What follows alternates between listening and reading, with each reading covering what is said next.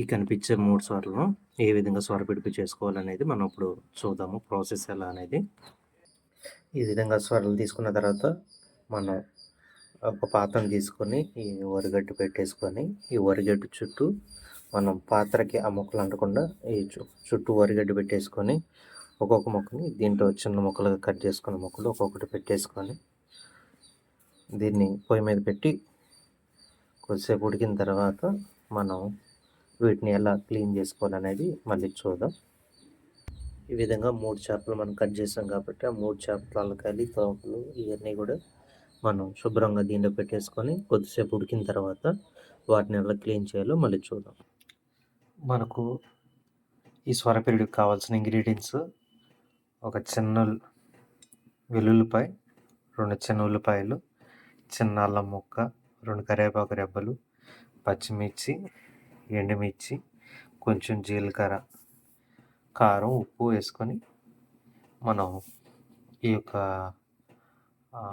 అల్లం పేస్ట్ని మనం మిశ్రమం చేసుకుందాం. ఫస్ట్గా ఉల్లిపాయలు ఇందాక చూపించిన విధంగా ఈ విధంగా చిన్నగా కట్ చేసుకొని, పచ్చిమిర్చిని కూడా ఈ విధంగా చిన్నగా కట్ చేసుకొని, కరివేపాకు తీసుకొని, అల్లం వెల్లుల్లిపాయని ఈ విధంగా మిక్సీలో వేయకుండా రోల్లో కానీ చిన్న రోల్లో కానీ దంచేసుకొని పెట్టేసుకొని, ఎండుమిర్చిని కూడా ఈ విధంగా కట్ చేసుకొని, మనం తర్వాత ఉడకపెట్టిన ఆ యొక్క స్వర్ణ ముక్కలను తీసుకొని ఆ ముక్కల్ని ఏ విధంగా క్లీన్ చేయాలి అనేది నేను మీకు చూపిస్తాను.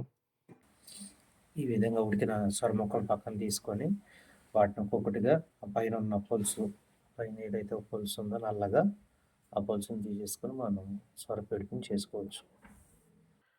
ఈ విధంగా మొత్తం క్లీన్ చేసుకొని దానిపైన ఉన్న పులుసు అంతా తీసేసుకుంటే ఈ విధంగా క్లీన్ అయిపోతాయి చేప ముక్కల్లాగా. మొత్తం క్లీన్ అయిన తర్వాత వీటిని ఆ నీరు లోపల ఇంకుకొని ఉంటుంది కాబట్టి ఒక్కొక్క దాన్ని తీసుకొని ఈ విధంగా మనం గట్టిగా ఒత్తితే దీని లోపల ఉన్న వాటర్ అంతా బయటకు వచ్చేస్తుంది.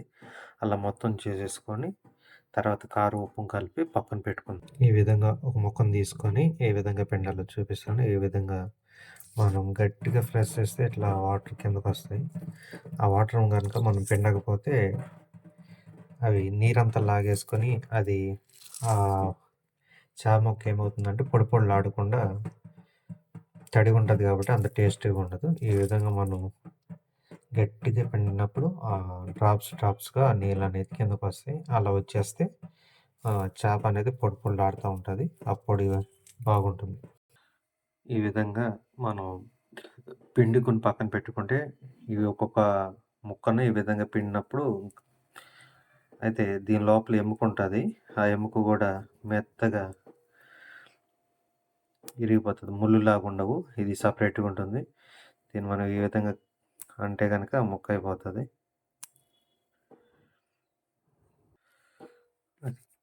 ప్రతి దాంట్లో కూడా ముళ్ళు ఉంటుంది. ఈ విధంగా మన నార్మల్ చేపల్లాగా ముళ్ళు గుచ్చుకోవడం అలా ఉండదు. ఇది ఆ చేప ఒక ముళ్ళు మధ్యలో వెన్ను ఎముక అన్నమాట. ఇది మీరు గమనిస్తే తెలుస్తుంది. మనం ఎలా అంటే ఇరిగిపోతుంది. ఇది హెడ్ తల భాగంలో ఉండే ఎముక అన్నమాట. ఇదంతా కూడా ఈ విధంగా వచ్చేస్తుంది. మొత్తం మనం ఏం చేయాలంటే మొత్తాన్ని ఈ విధంగా పొడి పొడిగా చేసేసుకొని దీంట్లోకి కారం ఉప్పు కొంచెం కలిపేసేసుకొని కొద్దిసేపు పక్కన పెట్టుకుంటే ఈ మొత్తానికి కారం ఉప్పు బాగా పట్టిన తర్వాత ఒక పావుగంట అట్లా పక్కన పెట్టేసుకుంటే ఈ కారం ఉప్పు అంతా కూడా ఈ కండంతా పడుతుంది కాబట్టి నూనెలో వేపినప్పుడు త్వరగా ఏగుతుంది. మంచి టేస్ట్గా మారుతుంది అన్నమాట.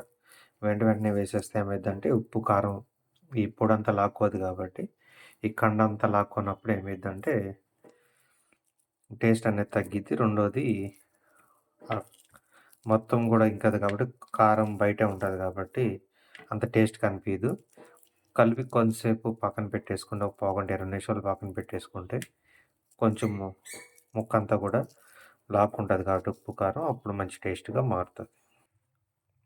ఈ విధంగా కారం ఉప్పు అంతా కలిపేసుకొని పక్కన పెట్టేసుకొని మనం మొత్తం కండ మొత్తానికి కలిసే వరకు కలిపేసుకోవాలి. తెల్లగా ఉండకుండా ఇవన్నీ కూడా ఎముకలు అన్నమాట.